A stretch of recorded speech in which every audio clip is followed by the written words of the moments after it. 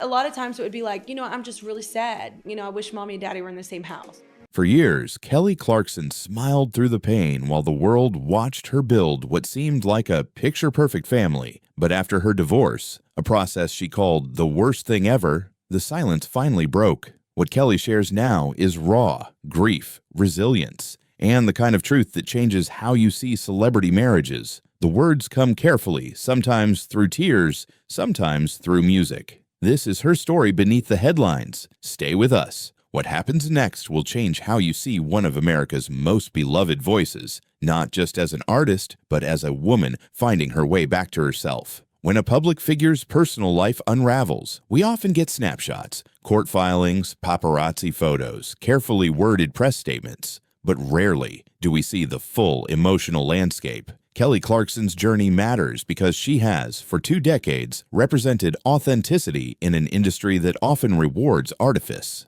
From the moment she stepped onto the American Idol stage in 2002, she became the girl next door who made it. Talented but relatable, extraordinary, yet somehow still one of us. Her divorce from Brandon Blackstock wasn't just another celebrity split. It was a moment that challenged the narrative we'd been following. The small-town Texas girl who found fame, then found love, then built the family she'd always wanted. When that story fractured, something deeper emerged. What happens when the woman who sang about stronger has to find strength in entirely new ways? What does it mean when someone who has shared so much of her life draws a boundary around her deepest pain, and then, in her own time, chooses to let us in again? Here's the thing about Kelly Clarkson. Her voice has always carried more than just notes. It carries truth. And the truth she's finally ready to share about her divorce reveals as much about our expectations of women, mothers, and public figures as it does about her personal journey. Fort Worth, Texas, April 24th, 1982. Patricia and Stephen Clarkson welcomed their third and final child, Kelly Breanne Clarkson. The world didn't know her name yet, but the foundation of the voice that would eventually captivate millions was already being built, often in moments of solitude. When Kelly was 6 years old, her parents divorced. Her father left, her siblings went to live with different relatives, and young Kelly stayed with her mother. "I think my mom had the hardest job," Kelly would later say in a 2017 interview. She had to raise a child that was constantly sad and questioning why people leave. Music became her refuge early. In the Baptist church choir, her voice stood out, not just for its power, but for the emotion she could convey, even as a child. A teacher at Pauline Hughes Middle School heard something special and encouraged her to join the school choir. "She was the first person outside my family who told me my voice mattered," Kelly recalled in a 2015 interview after graduating from Burleson High School in 2000. Kelly did what practical Texas girls did. She got a job. She worked at a movie theater, a pharmacy, promoting Red Bull, even as a cocktail waitress, collecting experiences that would later inform her songwriting. All the while, she was recording demos on cassette tapes, knocking on doors in the music industry, facing rejection after rejection. Then came 2002. A new TV show called American Idol was holding auditions in Dallas. Friends urged her to try out, but Kelly was hesitant. She'd already been to Los Angeles once, had her apartment burned down, and returned home with dreams deferred. But something, perhaps that resilience that would later define her public persona, made her show up anyway. "I had no idea what the show was," she told Rolling Stone in 2018. "I just knew it was a singing competition, and at that point, I was living in my car. I needed the paycheck. I needed the job." What happened next would change everything, not just for Kelly, but for the landscape of American entertainment. But here's where it gets complicated, because the girl who stood before Simon, Paula, and Randy wasn't just auditioning for a show. She was auditioning for a life she couldn't possibly imagine. "You're going to Hollywood." The words that launched Kelly from obscurity into America's living rooms echoed far beyond the Idol stage. But what makes her story compelling isn't just the win, it's what came after. September 4th, 2002. Kelly Clarkson stood on the Kodak Theater stage, confetti falling around her, tears streaming down her face as she sang "A Moment Like This." 58 million viewers watched. In that moment, she wasn't just the first American Idol, she was the embodiment of the American dream. Work hard, be authentic, and success will follow. The reality proved more complicated. Her 2003 debut album, Thankful, went double platinum, but industry insiders whispered that Kelly was just a reality TV star, not a real artist. Her label pushed her toward a pop princess image that felt foreign to the straight-talking Texas girl. There was this constant pressure to be something I wasn't, she told Billboard in a 2015 interview. I'd be in meetings with executives who'd say, "You need to lose weight or you need to be sexier." And I'd be thinking, "I'm just trying to sing, man." Everything changed in 2004. Picture this: a dimly lit studio in Los Angeles. Kelly sitting cross-legged on the floor, scribbling lyrics in a notebook. Across from her, producers watching with growing concern as she insisted on writing her own material for her second album. I was told it would ruin my career, she later revealed, but I said, well, that's a chance I'm willing to take. The result was Breakaway, an album that sold over 12 million copies worldwide and earned Kelly 2 Grammy Awards. The title track, with its poignant lyrics about leaving a small town and taking risks, became an anthem for a generation. Since You Been Gone established her as a pop rock force, not just an Idol graduate. By 2009, Kelly had successfully navigated the treacherous waters from reality TV contestant to respected artist. Her albums My December, 2007, and All I Ever Wanted, 2009, showed an artist willing to evolve but unwilling to compromise her authenticity. What no one saw coming was how Kelly would continue to reinvent herself as a coach on The Voice, as a talk show host, and eventually as a woman navigating the painful dissolution of her marriage in the public eye. But before all that, she would need to meet the man who would become both her greatest joy and her deepest heartbreak. Nashville, 2006. The Country Music Association Awards. Kelly was performing her duet Because of You with Reba McEntire a full 6 years before she would meet Brandon Blackstock. What she couldn't know then was that she was sharing a stage with her future mother-in-law. Brandon, Reba's stepson through her marriage to music manager Narvel Blackstock, was working behind the scenes in the music industry. As a talent manager whose clients included Blake Shelton, Brandon moved in the same professional circles as Kelly, but their paths hadn't yet directly crossed. It wasn't until 2012 at the Super Bowl, where Kelly was performing the national anthem, that fate intervened. Brandon was there representing Blake Shelton. Kelly's manager at the time, Narvel Blackstock, Brandon's father, reintroduced them.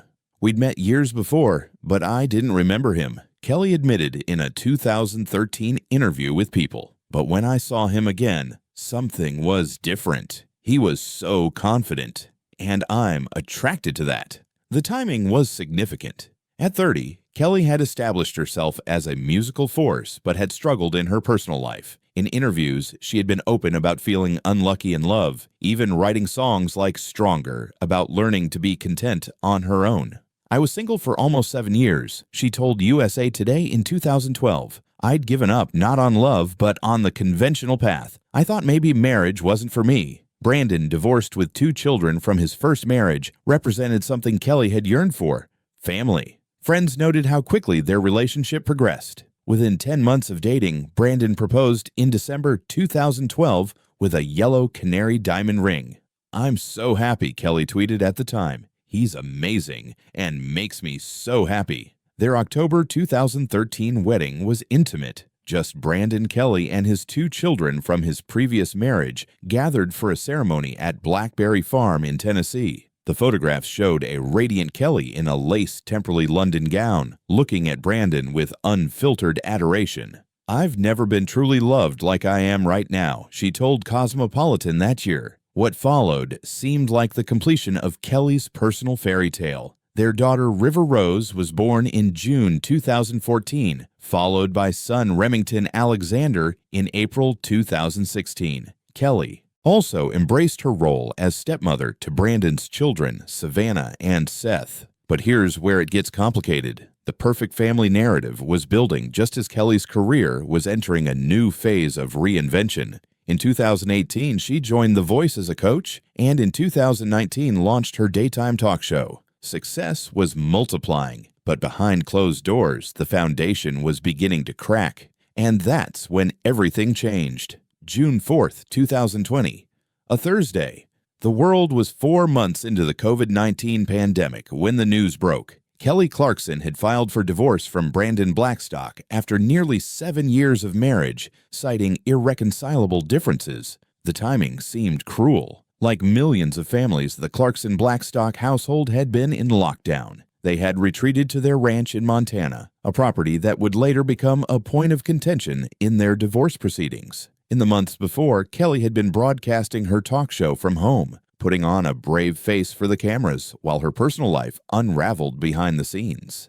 I mean, it's no secret, Kelly would later say on her show in September 2020. My life has been a little bit of a dumpster personally. I've been talking to friends that have been through divorce. I don't know how people go through that without having some kind of outlet. For Kelly, that outlet was music. In the quiet moments after putting her children to bed, she would sit at her piano in Montana. One night, as snow fell outside the windows of their ranch, she began writing what would become tracks for her album When Christmas Comes Around.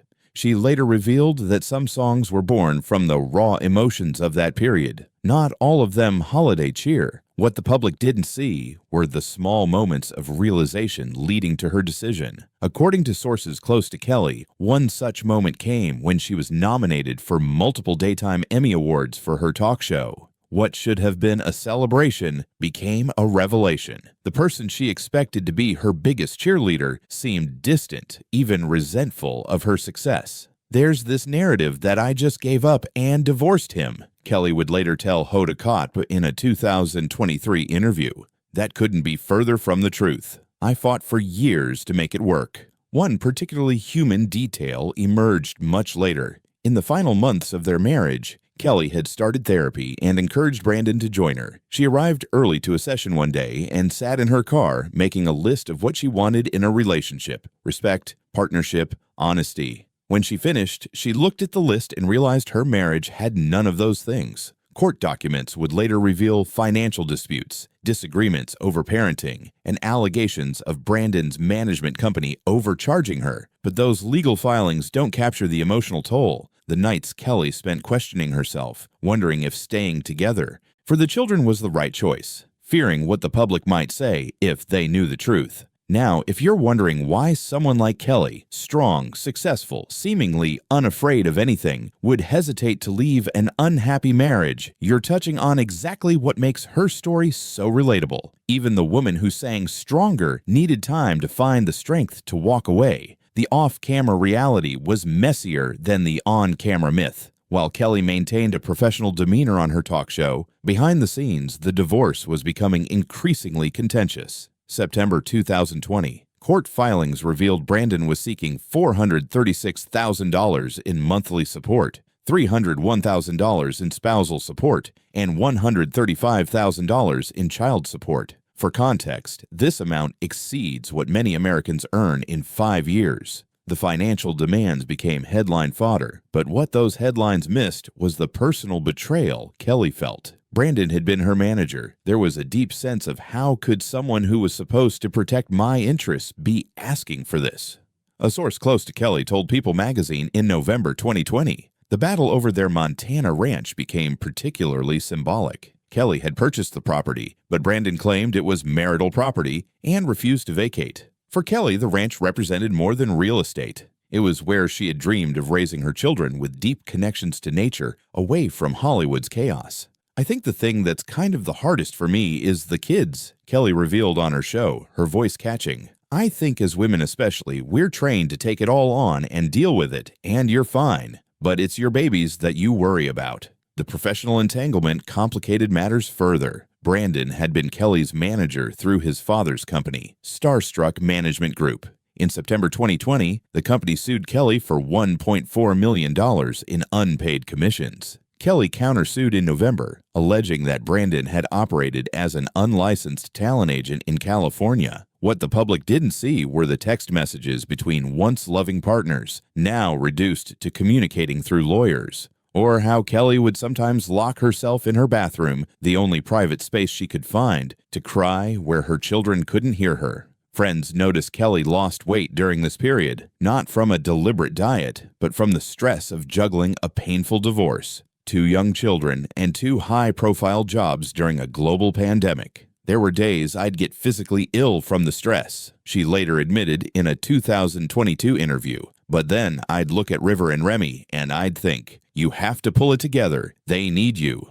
The silence from Brandon's side was notable. While Kelly occasionally addressed her pain on her talk show or in interviews, Brandon remained largely quiet, a silence that fans interpreted in wildly different ways. Some saw it as respectful restraint, others as a tactical decision in ongoing legal battles. By December 2020, Kelly had won primary physical custody of their children, but the financial and emotional battles were far from over. What no one saw coming was how this painful chapter would transform not just Kelly's personal life, but her artistic expression as well. Stay with us, because Kelly's journey from silence to speaking her truth was just beginning, and the way she chose to do it would remind us why we connected with her in the first place. As 2021 unfolded, Kelly found herself in an impossible position, legally unable to speak freely about her divorce due to ongoing proceedings, yet facing daily questions about it from the public and press.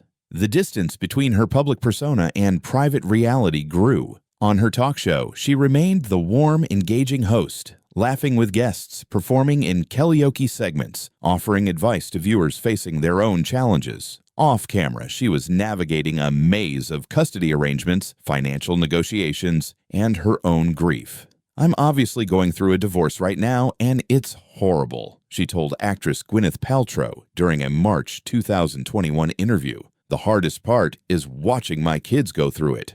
Music, Kelly's first language, became her sanctuary again. In a quietly powerful moment that spoke volumes, Kelly released I Dare You in April 2020, just before her divorce filing. The song, about having the courage to choose love despite fear, took on new meaning in light of her personal struggles. Then came June 2021. Late one evening, after her children had gone to bed, Kelly sat in her home studio. The house was quiet except for the gentle hum of the air conditioning and the occasional distant siren, the soundtrack of Los Angeles nights. She picked up her phone and scrolled through voice memos filled with melody fragments and lyric ideas she'd recorded over the past year.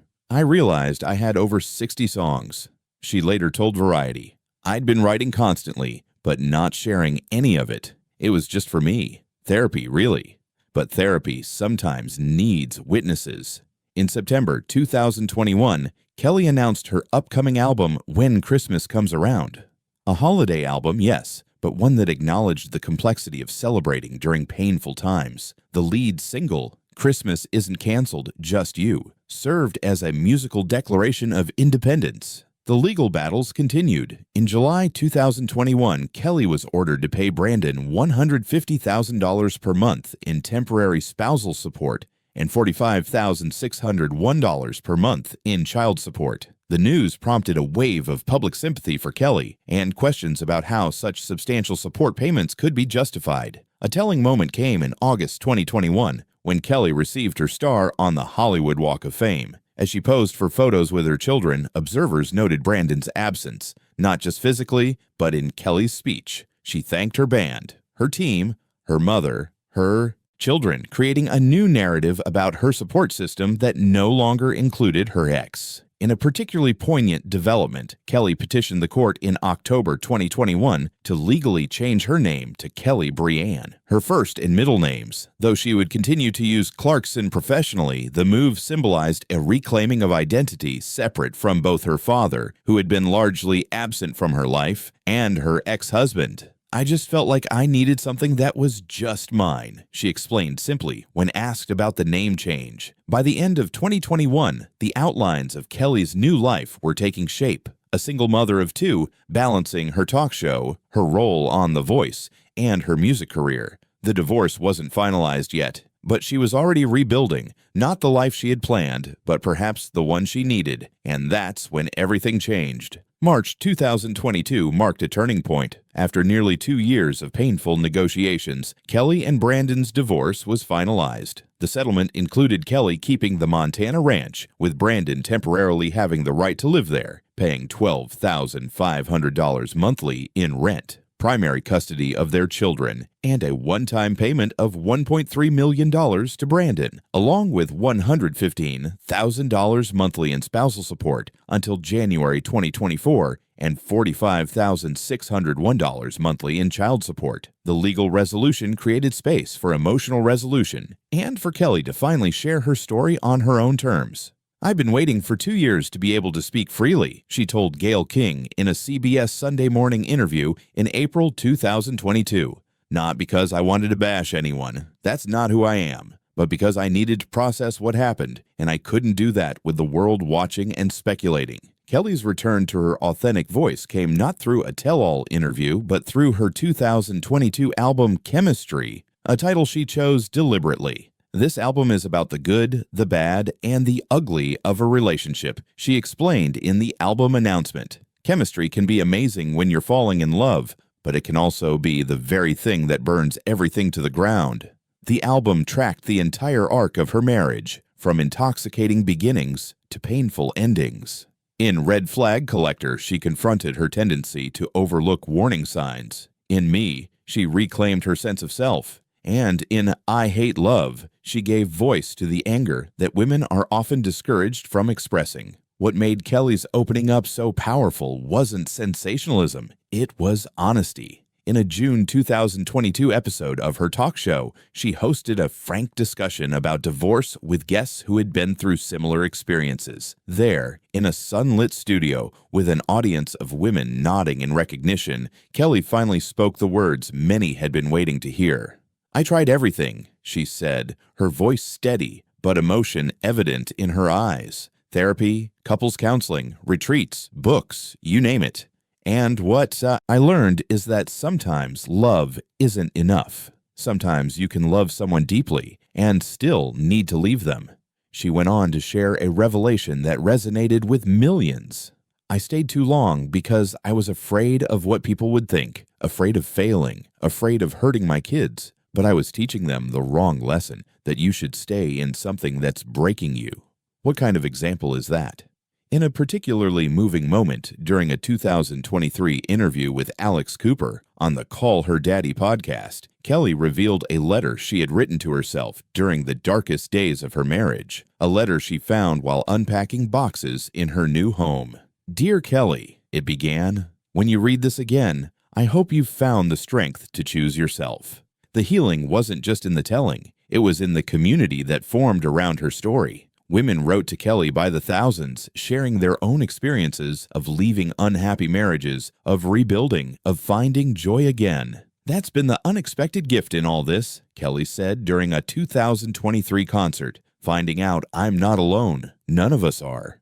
The truth is quieter than the headlines. Kelly Clarkson didn't just survive her divorce, she transformed through it. And in choosing to share that transformation, she offered something more valuable than gossip. She offered hope. What Kelly Clarkson's journey from silence to speaking her truth reveals isn't just a celebrity divorce story. It's a mirror reflecting broader cultural shifts in how we view marriage, motherhood, and female autonomy. Consider the landscape when Kelly first entered public consciousness in 2002. Celebrity marriages were often presented as aspirational fantasies. Women were still expected to prioritize relationships above all else. Divorce carried a heavier stigma, particularly for women, who often bore the brunt of public judgment. 20 years later, Kelly's willingness to say this isn't working and that's okay represents a new narrative, one where a woman's self-worth isn't defined by her relationship status. "I think what surprised me most," Kelly reflected in a 2023 interview, "was discovering that strength isn't about enduring unhappiness.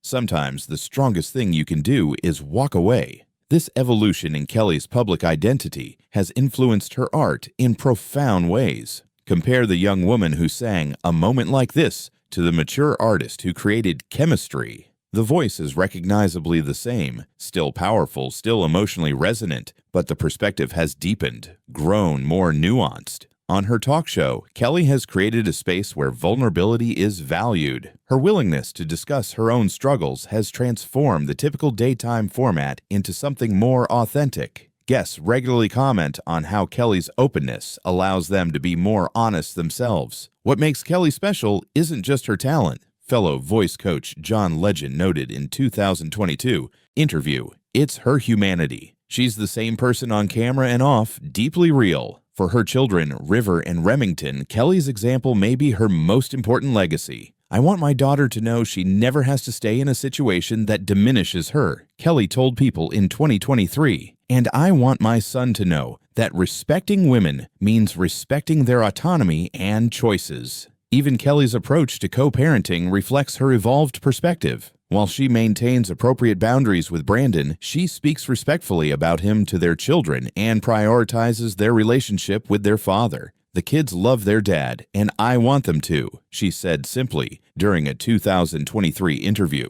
That's what matters. Perhaps most significantly, Kelly has rejected the binary thinking that often surrounds divorce. The idea that if a marriage ends, it was either a mistake or a failure. Instead, she's embraced a more nuanced view. "My marriage gave me my children, and for that, I can never regret it," she told Hodakot in 2023. "It also gave me important lessons about myself, about what I need, about my boundaries. Those lessons were painful, but they were valuable." In a callback to her idol days, Kelly has found a way to make even this difficult chapter of her life into a kind of triumph, not by winning, but by growing. Not by achieving perfection, but by embracing her full, complicated humanity. And that's the real story behind the headlines. Not a fairy tale, not a tragedy, but something far more powerful, a woman writing her own next chapter. For so long, we've watched Kelly Clarkson evolve, from the 20-year-old girl with big dreams and an even bigger voice, to a music icon, to a woman navigating the complexities of love and loss in the public eye. Her journey reminds us that behind every headline, every song, every carefully composed social media post, there beats a very human heart. When Kelly finally opened up about her divorce, she didn't offer us scandal. She offered us truth, messy, painful, ultimately hopeful truth. In her music, in her interviews, in the quiet dignity with which she's rebuilt her life, she's shown us something rare in celebrity culture: authentic growth. "I'm still writing my story," Kelly said recently, sitting at the piano on her talk show set, sunlight catching the gold in her hair. "And the best chapters might be the ones I haven't written yet." As you reflect on Kelly's journey, perhaps the question isn't what went wrong in her marriage, but what went right in her decision to choose herself, and in doing so, show others they can do the same. What moment in her story resonates most with you?